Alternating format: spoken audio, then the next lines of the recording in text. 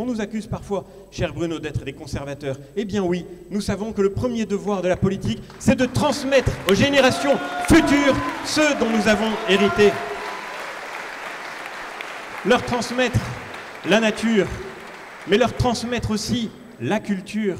Et oui, nous voulons transmettre à ceux qui viendront après nous cette culture française qui fait de nous ce que nous sommes. Nous n'avons pas à rougir devant une gauche qui nous fait croire qu'elle défend les déshérités, alors qu'en réalité, elle les prive à l'école de ce qui pourrait les faire grandir, de ce qui pourrait leur permettre de s'intégrer pleinement à la société française. Si notre école est dans une telle situation de déliquescence, ce n'est pas, comme le dit le ministre de l'Éducation nationale, parce que la culture française est raciste, c'est parce que la culture française n'est plus transmise. C'est pour cela que l'école française est devenue inégalitaire. Et il n'y a qu'une seule manière d'offrir aux plus modestes, d'offrir aux plus fragiles le succès auquel ils ont droit, c'est de leur transmettre la plénitude de cet héritage que nous avons reçu et que nous devons leur offrir. Ne vous laissez pas intimider par ceux qui vous expliquent que nous ne sommes pas assez sociaux. Nous sommes ceux qui défendent les plus défavorisés, contrairement à ce ministre de l'Éducation nationale qui a mis ses propres enfants dans des écoles pour ultra privilégiés. Nous savons que c'est l'enseignement public qu'il faut sauver, que c'est l'école publique de la France que nous voulons relever, que nous voulons reconstruire et que nous ne la reconstruirons que sur la fierté qui consiste à transmettre humblement ce que nous avons reçu.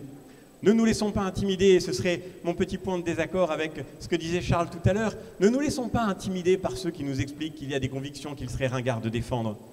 Oui, moi je n'ai pas honte d'avoir été un opposant de Madame Taubira quand elle prétendait changer la civilisation française. Désolé, je n'en ai pas honte. Et je pense même que c'est l'avenir, je vais vous dire. Et je pense même que notre combat d'hier n'a jamais été autant d'actualité. Nous étions très nombreux ici. Nous étions très nombreux ici à porter le même message et nous avions raison de le faire. Parce qu'aujourd'hui, ceux qui nous expliquaient qu'il s'agissait seulement de changer le mariage sont en train de nous dire qu'il faut que les hommes soient enceints. Ceux qui nous expliquaient seulement qu'il s'agissait de mariage sont en train... Comme au Parlement européen, on nous a fait voter il y a maintenant 1 an une résolution qui disait que, messieurs, vous allez être ravis, que les hommes doivent pouvoir avoir le droit de faire l'expérience de la grossesse. Voilà.